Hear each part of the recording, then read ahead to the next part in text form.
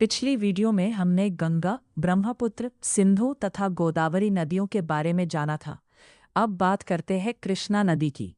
कृष्णा नदी दक्षिण भारत की सबसे महत्वपूर्ण नदियों में से एक है। ये लाखों लोगों के लिए पेयजल, सिंचाई और बिजली का प्रमुख स्रोत है।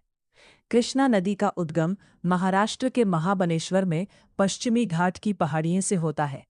ये नदी महाराष्ट्र, कर्नाटक, तेलंगाना और आंध्र प्रदेश से होकर लगभग 1400 किलोमीटर की यात्रा करती है।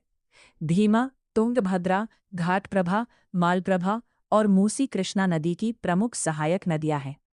कृष्णा नदी पर नागार्जुन सागर और श्रीशैलम जैसे विशाल बांध बने हैं, जो सिंचाई और बिजली उत्पादन में महत्वपूर्ण भूमिका निभाते हैं।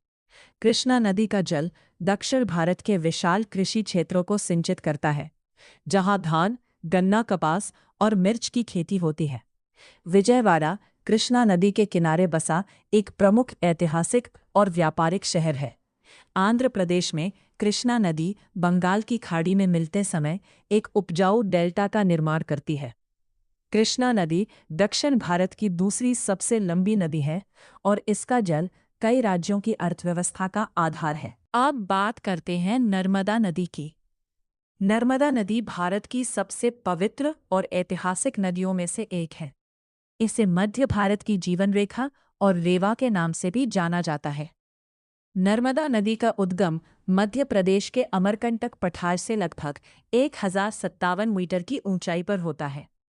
लगभग 1312 किलोमीटर लंबी नर्मदा नदी मध्य प्रदेश, महाराष्ट्र और गुजरात से होकर अरब सागर में मिलती है। जबलपुर का भेड़ा घाट अपनी संगमरमर की चट्टानों और धुआंधार जलप्रपात के लिए विश्व प्रसिद्ध है। तवा, शेर, शक्कर, दूधी और हिरण नर्मदा की प्रमुख सहायक नदियां हैं। इस पर बना सरदार सरोवर बांध भारत की सबसे बड़ी बहुउद्देशीय परियोजनाओं में से एक है। नर्मदा का जल मध्य भारत के लाखों किसानों की खेती और पेयजल का प्रमुख स्रोत है। अपनी लंबी यात्रा पूरी करने के बाद नर्मदा गुजरात के भरूच के पास अरब सागर में मिल जाती है। नर्मदा भारत की उन उच्च प्रमुख नदियों में है जो पश्चिम की ओर बहती है। इसके किनारे पर नर्मदेश्वर शिवलिंग पूरी दुनिया में प्रसिद्ध है। नर्मदा केवल एक नदी नहीं, बल्कि मध्य भारत की संस्कृति, आस्था और विकास की अमूल्य धरोहर है। अगली नदी है ताप्ती नदी, जिसे तापी नदी भी कहा जाता है।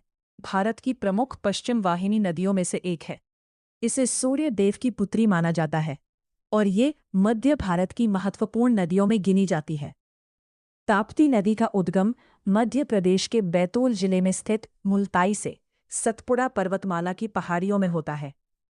लगभग 724 किलोमीटर लंबी ताप्ती नदी मध्य प्रदेश, महाराष्ट्र और गुजरात से होकर बहती है और अंत में अरब सागर में मिल जाती है। पूर्णा, गिरना, पांजरा, वाघुर और बोरी ताप्ती नदी की प्रमुख सहायक नदियां हैं। गुजरात में ताप्ती नदी पर बना उकाई बांध सिंचाई, पेयजल और बिजली उत्पादन का महत्वपूर्ण स्रोत है। ताप्ती नदी के किनारे बसा सूरत शहर भारत के सबसे बड़े हीरा और वस्त्र उद्योग केंद्रों में से एक है। ताप्ती नदी का जल महाराष्ट्र और गुजरात के विशाल कृषि क्षेत्रों को सिंचित करता है, जहां कपास, केला, गन्ना और गेहूं की खेती होती है। अपनी लंबी यात्रा पूरी करने के बाद ताप्ती नदी गुजरात के पास खंभात की खाड़ी के माध्यम से अरब सागर में मिल जाती है। गंगा, नर्मदा और ताप्ती भारत की उन प्रमुख नदियों में हैं जिनका धार्मिक और आर्थिक महत्व बहुत अधिक है। ताप्ती पश्चिम की ओर बहने वाली प्रमुख नदियों में शामिल है। ताप्ती नदी केवल एक जलधारा नहीं, बल्कि मध्य और पश्चिम भारत की संस्कृति, कृषि और विकास की महत्वपूर्ण धरोहर है। अगली नदी है महानदी, जो भारत की प्रमुख नदियों में से एक है। यह छत्तीसगढ़ और ओडिशा की जीवन रेखा मानी जाती है तथा अपनी विशाल जलधारा, उपजाऊ मैदानों और समृद्ध सांस्कृतिक विरासत के लिए प्रसिद्ध है। महानदी का उद्गम छत्तीसगढ़ के धमतरी जिले में स्थित सिहावा पर्वत की पहाड़ियों से होता है। लगभग 881 किलोमीटर लंबी महानदी छत्तीसगढ़ और ओडिशा से होकर बहती है तथा अंत में बंगाल की खाड़ी में मिल जाती है।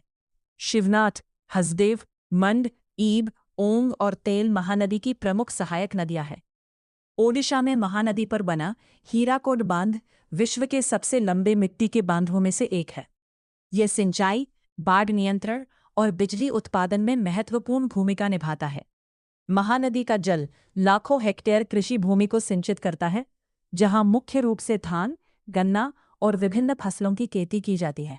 कटक शहर के पास महानदी अनेक धाराओं में विभाजित होकर भारत के सबसे उपजाऊ डेल्टा क्षेत्रों में से एक का निर्माण करती है।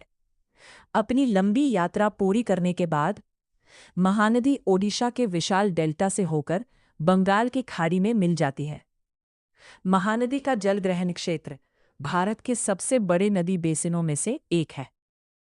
हीराकुंड बांध और इसका विशाल डेल्टा इसे आर्थिक और भौगोलिक दृष्टि से अत्यंत महत्वपूर्ण बनाते हैं। महानदी केवल एक नदी नहीं, बल्कि छत्तीसगढ़ और ओडिशा की संस्कृति, कृषि, विकास और जीवन की अमूल्य धरोहर है।